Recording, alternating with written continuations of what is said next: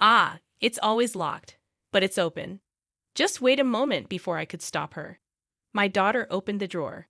What, Mom, is this? The daughter became visibly disturbed immediately. I looked in as well, and there was a divorce application with a handwriting letter, clearly known by its unique quirks. When I picked it up, a photo slipped out. It showed my husband, a woman, and a boy about the same age as my daughter. On the back of the photo, along with the date, it read, "With my beloved." Seeing this, I immediately understood. Mom, does this mean Dad is cheating? Let's take this opportunity to clear things up once and for all. I smiled at my daughter and gave her instructions to tidy up. That day, we submitted the divorce application to the city court. Having tidied everything up cleanly, we decided to leave our home. I am Anna. I live with my husband and our daughter, a family of 3. I met my husband, Nathan, when I was 28 years old. I was working as an office clerk, and he was in sales. We started talking through work, and we both enjoyed drinking, so we began going out for drinks more often. Growing conscious of each other, after he confessed his feelings to me, we dated for 2 years before getting married. Things were going well for us. However, even a year after our marriage, we were not blessed with children. I wonder if not having kids is because of the alcohol. I complained to my husband. We both enjoyed drinking, so we had a habit of drinking before bed every night. My husband showed a complicated expression. I wonder, but drinking during pregnancy is not good, so let's quit. Once I'll quit with you. Thank you. I'm worried because of my age, so I'll go to the hospital too. If necessary, I'll come with you. My mother keeps nagging me to show her grandchildren. My husband laughed jokingly. I laughed back, but my feelings were complicated. My mother-in-law is not a bad person, but she is very eager for grandchildren. Anna, aren't you over 30? It gets harder to get pregnant after 30, you know. I'm worried. Ethan is an only child. The other day, Mrs. Morrison next door was flaunting her grandchild's photo. It's so annoying. Before we got married, she would say such things and sigh deeply. It was because of my mother-in-law that I started worrying about not being able to have children. She would call me without telling my husband, pressing for grandchildren. I thought it wasn't uncommon to be a first-time mother after 30 these days. However, being strongly pressed by my mother-in-law, I started to feel rushed. So I talked to my husband, and we started infertility treatments. My husband was supportive, willing to undergo fertility tests with me. Since both of us had no issues, we thought we would have a child soon. However, despite the accumulating treatment costs, I couldn't get pregnant. Gradually, my husband began to vent his frustration about not having a child. Why can't you get pregnant? There's no problem, right? Just get it over with. You're taking off work to go to the hospital too much. Think about me working at the same place. What can I do? I want a baby soon too. It's hard for me to ask for time off. It's not just about you. Then quit your job. Stress isn't good, right? We can get by on my earnings alone. My husband must have reached his limit. Just quit tomorrow. Anyway, missing one clerk won't cause any trouble, and the gap will be filled quickly. Wait, just like that? All of a sudden? Let's do that. I'm going to bed now since it's early tomorrow. Good night. Saying this, my husband forcefully ended the conversation, and under his pressure, I quit my job. My dream of being an independent woman was cut short there. But I do want children. It's fine to return to work after having a child. For now, let's focus on trying to conceive. I reconsidered and tried to stay positive. However, my hopes were gradually crushed. Hey, since you're not working, at least take care of the house properly. We don't even have kids. I'm sorry, the hospital was so crowded today. I couldn't come back earlier and microwaved pasta. Are you kidding me? Even when you were working, you managed to cook something decent. I'm sorry, I was just too tired. Asterisk sigh asterisk. I'm the one who's tired, working from morning till evening, and this is what I come back to. Forget it, I'll eat out today. Gradually, my husband became harsher towards me. I felt it was verbal abuse, yet feeling inferior because I had quit my job and was being supported by him. And without any results from our fertility efforts, I couldn't say anything. I spent my days walking on eggshells around my husband, who complained about the housework. This behavior did not change even in front of his mother, who, instead of reprimanding him, joined him in pressuring for grandchildren. The stress was more than when I was working. However, my wish was granted, and a year later, I became pregnant. It was unexplained infertility, but I was so glad I didn't give up. On the day I found out about my pregnancy, I decided to buy flowers on my way back from the clinic. This will make him return to his kinder self. That's what I thought. But oh, that's great. Congratulations. His reaction was lukewarm. After all the talk about having children and quitting my job, I felt indignant. Still, I hoped things would change once the baby was born. Hey, clean up my study. And I don't need dinner today. I have a business trip coming up next week, so take care of the preparations. That's too much. I've been suffering from severe morning sickness and can't eat anything. Everyone goes through that, right? Normally, you'd be working, so you should at least be able to do that much. Leaving those words, my husband went off to work while I struggled with more morning sickness, trying to do as he said. During this time, I gave birth to our daughter, Nicole. The only thing that changed was that the calls from my mother-in-law for grandchildren stopped. However, she would still suddenly show up wanting to see her granddaughter. But as long as she cared for Nicole, I could bear it.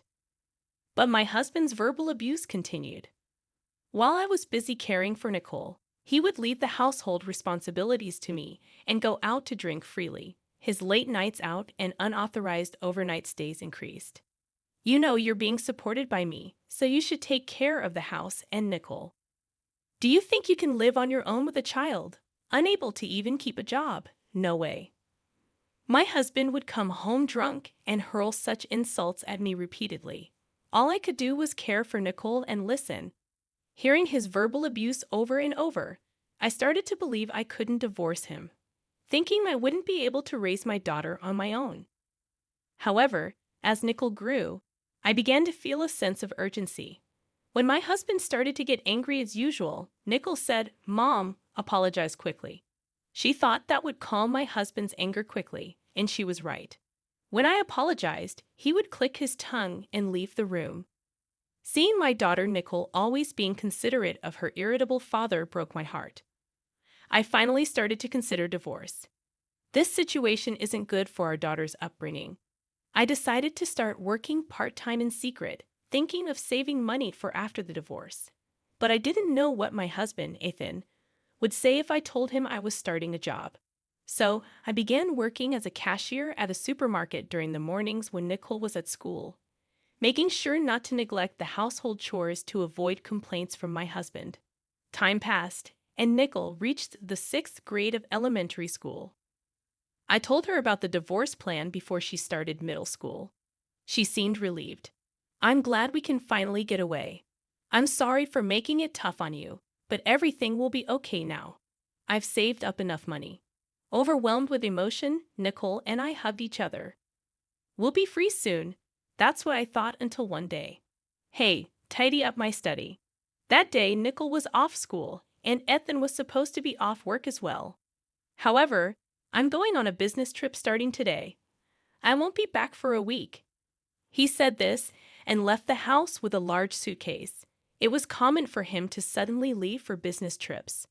Nicole and I watched him leave as usual and then started to tidy up his study. Why doesn't Dad clean up his room? It's too messy, really. He's made me do it for so long. He probably can't do it himself anymore. The worst, but we're getting divorced, right? We can get away. Just a bit more patience. Saying this, Nicole started picking up her father's clothes with a determined gesture.